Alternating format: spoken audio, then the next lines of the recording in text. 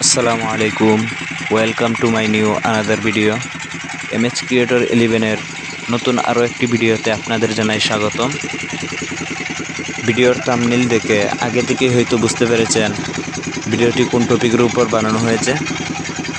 আবারও বলে দিচ্ছি, ভিডিওটি হচ্ছে সিলেটের ঐতিহাসিক পর্যটক কেন্দ্র সাদা পাথর নামে পরিচিত। অনেক দিন যাবৎ মনটা ভালো নেই, তাই ভাবলাম অপরিচিত কোনো জায়গা থেকে ঘুরে আসি। অপরিচিত কোনো জায়গায় গেলে হয়তো মনটা ভালো হয়ে যাবে, এ ভাবনা নিয়ে আমরা 3 বন্ধু চলে যাই সিলেটের ঐতিহাসিক পর্যটক কেন্দ্র সাদা পাথরে।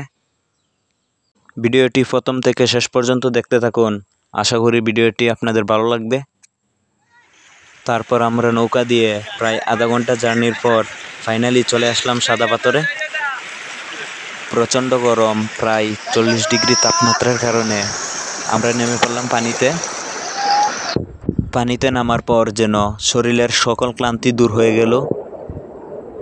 ছোটো করে একটি ভিডিও করে নিলাম। তারপর আমার ল্যাংটা খালের বন্ধু চাস্তো ভাই, তাকেও ক্যামেরাবন্দি করে নিলাম। প্রতিটা ফ্রেন্ড সার্কেলে একজন করে কিফটা বন্ধু থাকে। তার বাবার টাকা শেষ হয়ে যাবে বলে সে আমাদের সঙ্গে ঘুরতে যায়নি। চিনে রাখেন সেই কিফটা বন্ধুটাকে।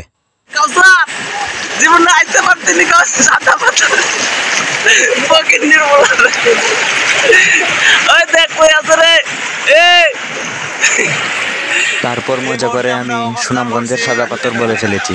আসলে সুনামগঞ্জে কোনো সাদা পাথর নেই, সাদা পাথর হচ্ছে সিলেট বুলাগঞ্জে।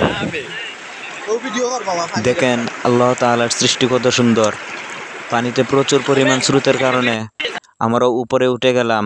অবশেষে আমার বন্ধুকেও ক্যামেরা বন্দি করে নিলাম।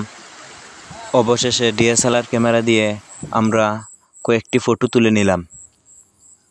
গাইস, ফটোগুলা দেখবেন না, ব্যাকগ্রাউন্ডগুলা দেখবেন।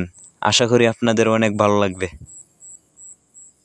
আপনারা কে কে সাদা পাথর গিয়েছেন এবং এখনও পর্যন্ত কে কে সাদা পাথর যান নাই, কমেন্ট বক্স আপনাদের জন্য খোলা রয়েছে। আজ এ পর্যন্তই, দেখা হচ্ছে নতুন আরও একটি ভিডিওতে। ধন্যবাদ।